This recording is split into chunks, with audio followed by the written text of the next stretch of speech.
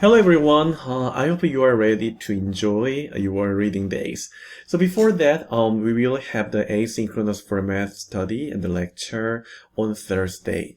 So it will be shorter, a little bit shorter than the regular class because we would not have the discussion or other participation.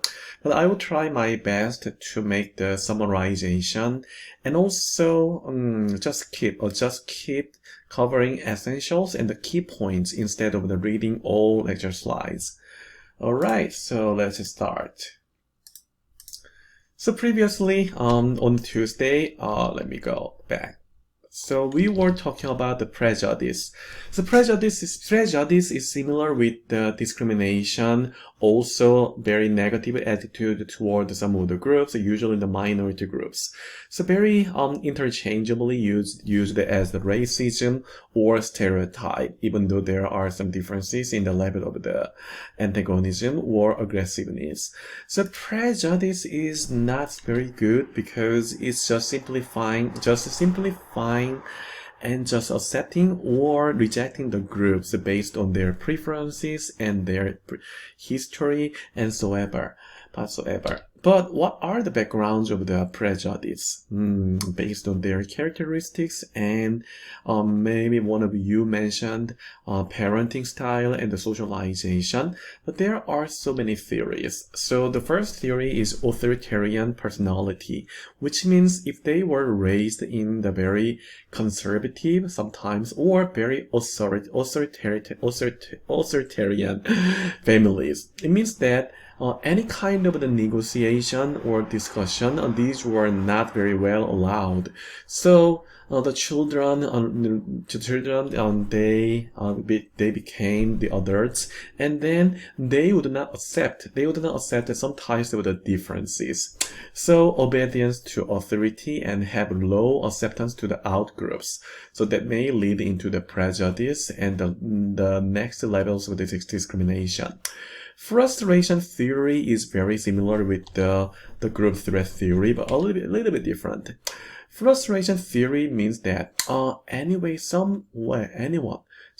not only individuals from the majority people, but the minority people as well, any people with the various problems. So anyone with the personal threat, personal difficulties, and personal problems or issues, they would blame their troubles because blaming themselves, and so criticizing myself because of my laziness or my failure, instead of blaming myself, blaming others will be the better way to resolve the mental issues or to have the inner peace in your mind.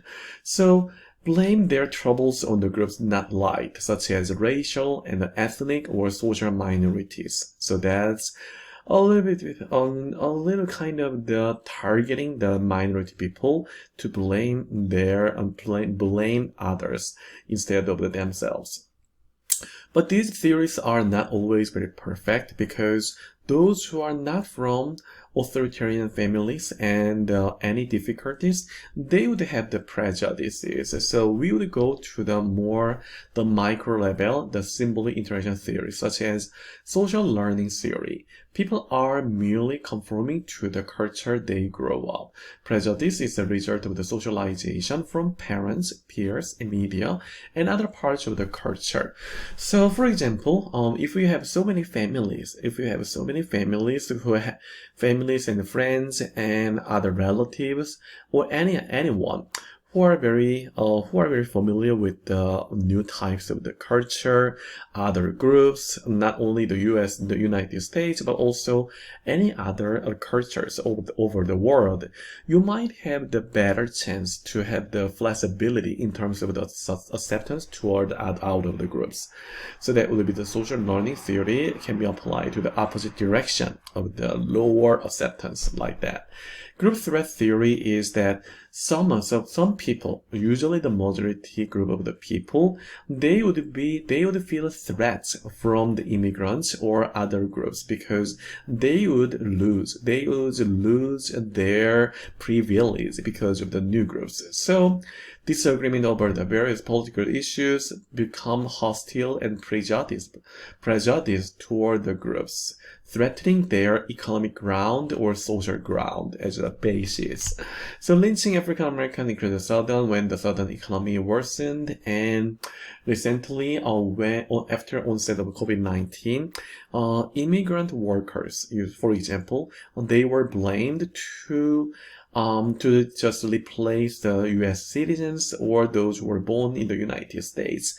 So there were so many political debates that prioritizing the U.S. citizens, partly and technically, which has a very reasonable basis, because every country would have the priority, having the priorities of their own citizens. But also, there are also many debates that usually the immigrants are not only the manual or just the working class, but also very elite class who would lead the corporations and who would make the very large market on the revenues to hire many of the people of the U.S. citizens. So it's not very clear that when the immigrants are honestly speaking useful or not, but there are still many of the debates. So white women and men, they would have the similar level of the racial prejudice, even though they would have the differences in the income and others. And averagely, not always, because there is some general trends, but no strict trends about that, because many counterparts as very highly educated people would have the levels of the prejudice. So not always clear everything. So radical types of the racism, so very vivid levels of the racism, as occurred recently toward the people of color in the United States, and also recently happened in Gettysburg College. So just next to the Gettysburg College on the street, there was the racial slurs and aggressiveness toward the African American. I don't remember, but the people of color students, I would say. So these are very clear types of the racism on the surface level, but there are also very subtle levels of the racism, such as discrimination, so denial of the rights and the privileges based on the prejudice and not because of the lack of merit and the reasonable causes. So I'm not saying that if we have the reasonable causes we can discriminate others, but there are more tendency to have the discrimination or to make the discrimination when they would have the no reasonable causes. So this video is about the rental market. So I will upload the URL, the addresses of the website of the URL of these videos on the Moodle so that you can review later. So sometimes some discrimination can occur in the impromptu, unplanned, because not all discriminations were intentionally. So intentionally just discriminate people. These are very limited cases, and sometimes these are very rare. But we cannot justify any impromptu or unplanned discrimination because these are still all very aggressive, and they may cause many of the damages and the emotional well-being and their mental health conditions for the victim of those discriminations. So discrimination, if we do not have the any level of discrimination, that would be great, but it is not very well possible. So okay, anyway, this video was on viral on the SNS and the news media last year, maybe last year or 2 years ago.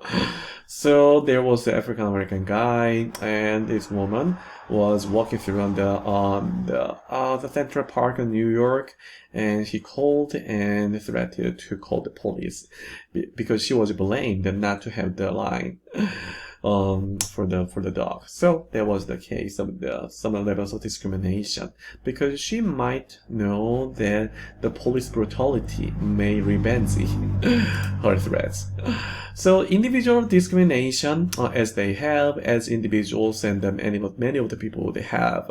So the very common type, and in terms of the frequency, there are more individual discrimination, but compared with the institutional discrimination, I would say institutional discrimination is very, very high, very, very strong, because not based on individual level. The individual level discriminations are very bad still, but in many cases, these are not very collective behavior. Just threatening and the uncomfortableness, and even though these are the mental and emotional damages, but compared with the institutional discrimination, such as housing and the strict restriction to the specific races because of their average height and weight, these are blocking some of the people, preventing some of the people to enter some levels of the occupation or social class. So usually institutional discriminations are very, very big parts of the damages or negative parts. So healthcare discrimination, it means that people of color or non-Hispanic whites, so except the non-Hispanic whites, non-white patients are discriminated because they are believed that they would not have good health insurance and have the money to pay for the higher and the more expensive treatments. So African Americans are less likely to ask to have the medical procedure, the same medical procedure compared with the whites when they have the same symptoms. That happens a lot.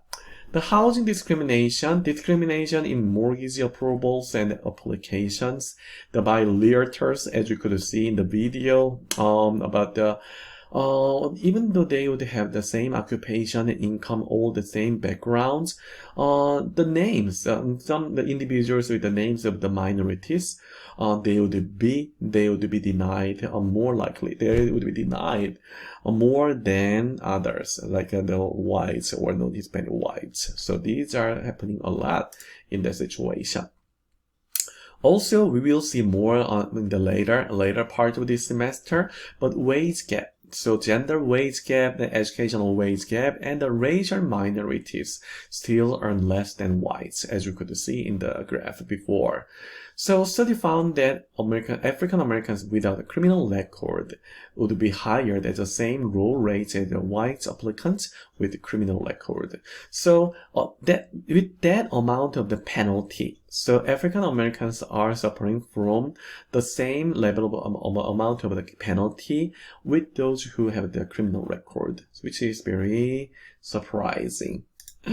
Social psychological theories of the prejudice emphasize authoritarian personalities and the frustration, while sociological theories emphasize on social learning, the micromanaging and the socialization, and the group threat, which is based on their economic privileges and social privileges. They are just rejecting other people who threat their privileges. So these are the summarization of the discrimination, the prejudice, and others. Okay, so let me start a little bit, and we'll come back very soon in the next video.